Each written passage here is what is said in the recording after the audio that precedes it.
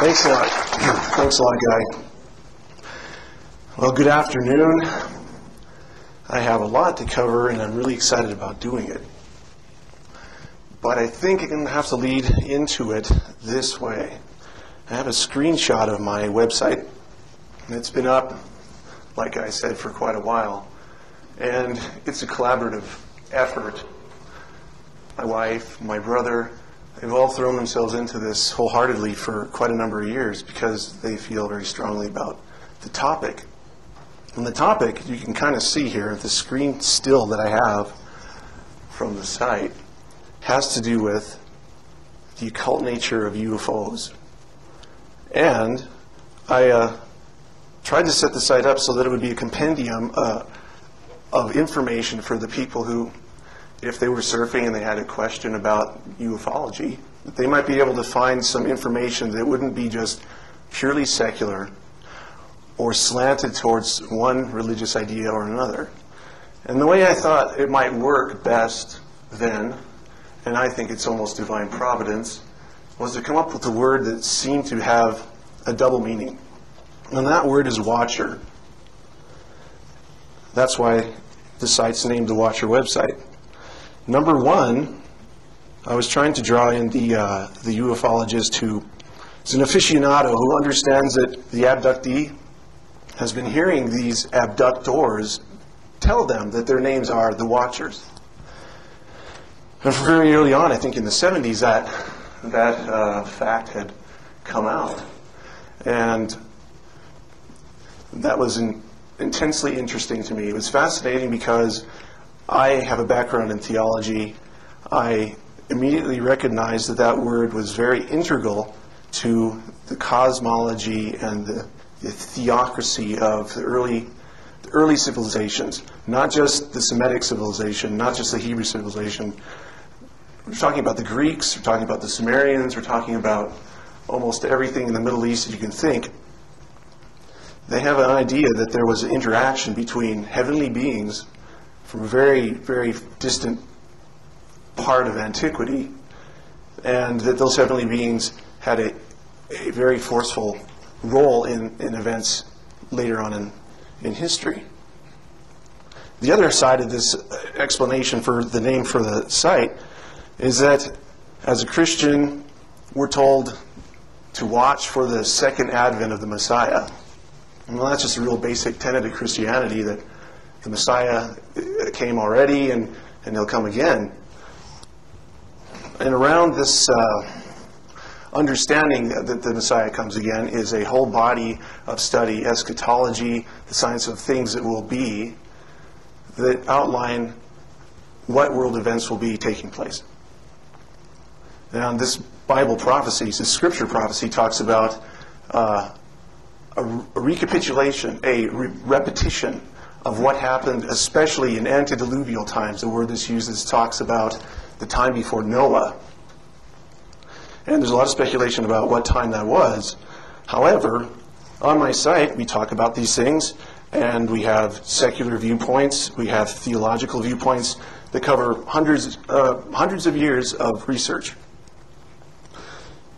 But I think the name Watcher is very integral to this whole point, this whole lecture that I'm going to give you, because if we understand who the Watchers are as they themselves explain, both in the past and now in the present, we'll get a very clear view of what the UFO phenomena is, a glimpse into even cereology, the study of crop circles, and most especially the connection between Mars and Earth, and whether or not there are artificial structures on Mars, like Richard Hogan contends, and I think he does so with a lot of merit. So, here we go. I'd like to direct you to this little guy right down here. He's a classic alien gray. My brother actually drew this picture and copied it later on after he was inspired through a talk we had about Philip Corso's book, The Day After Roswell. And the whole idea was that in his book he said that the Roswell crash did happen. Our Air Force did recover pieces of this craft, and that they were quickly classified. And then later, he came across documents that detailed how all these parts were put back into the private sector of our economic infrastructure, so that they could be back engineered and then put into technology that we're using today, like this, like my computer, integrated circuitry, and that sort of thing. So you can see in the hand of this little alien gray, who I have to keep reminding myself is a watcher also, he has a tetrahedron. And that was a little later. We put this in about 1997. It was a link to go to my brother's encryption privacy shareware, which was something he developed on his own. It was just an encrypt email so no one could read them. And it was actually a pretty good privacy shareware that he had set up. But it was kind of a tongue-in-cheek sort of ploy to put an alien purveying this type of technology. And the tetrahedron connects to Richard Hoagland's work with the angles that are measured in the Cydonia site on Mars, these intelligent angles, these designs that seem to repeat a tetrahedral geometry. And a tetrahedral geometry, of course, the first of the Platonic solids, which this alien is holding, is indicative of that idea. And this is a close-up view of it. This is the original picture. He was holding an integrated circuit, which I think is the focus of where this technology, what we were talking about with the Philip Corso book, where it came from. It seems to have been miraculously developed. And the more my brother talked about just how intricate these sort of things were, how the chemical makeup of this chip seemed to be so random that it really did make a lot of sense. It sounds fringe and loony, but we were still doing this kind of as a ruse. And this is 1996. This is a crop glyph.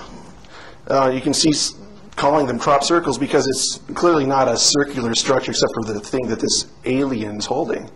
But it appeared in 2002, August 14th, outside of Winchester, England. And the photographer, Lucy Pringle, had also interviewed some folks who lived near this strange feature that showed up in a wheat field right around harvest time.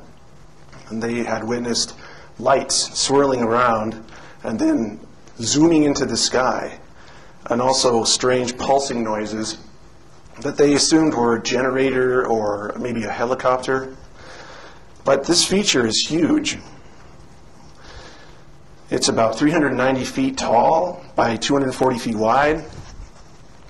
And the circular feature that this alien gray is holding, this watcher is holding, is about 100 feet across. You can see the tractor lines here, the little roadway, and you can get some idea of the scale. What's amazing about this feature is its similarity to the Ultratech symbol that my brother had put up on my site. I thought it was significant, although I had some reservations, because I want to keep a mind that isn't delusional.